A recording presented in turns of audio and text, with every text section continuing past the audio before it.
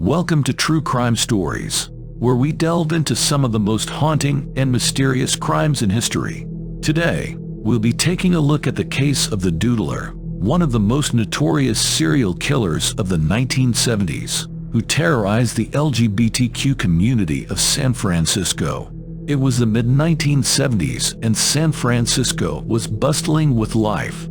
The city was a hub for the LGBTQ community, a safe haven for people who wanted to escape the judgment of a conservative society.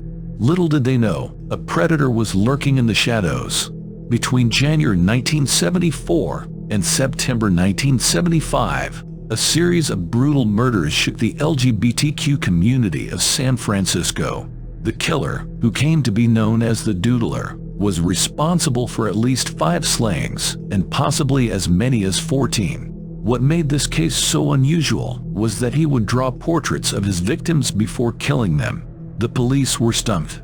They had no leads, no witnesses, and no motive. The only evidence they had was the portraits drawn by the killer, which were the only clues they had to work with. An investigator said, "It was a really challenging case.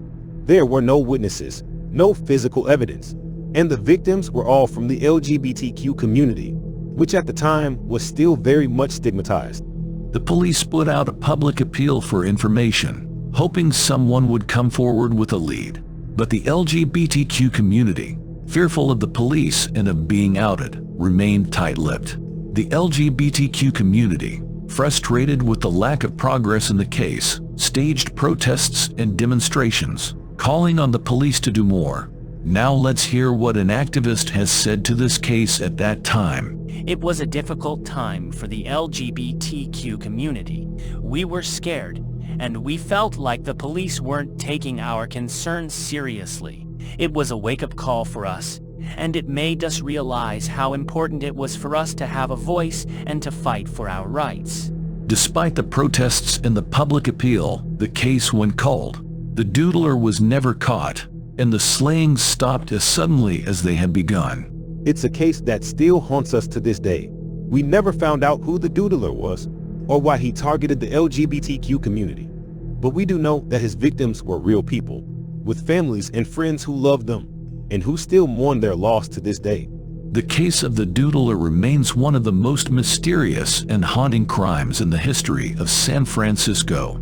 Although it happened more than 40 years ago, the impact of this case is still felt by the LGBTQ community today, and serves as a reminder of the ongoing struggle for equality and justice. San Francisco may have changed a lot since the 1970s. Thanks for watching. If you want to see more true crime stories, please like this video and subscribe to this channel. See you next time.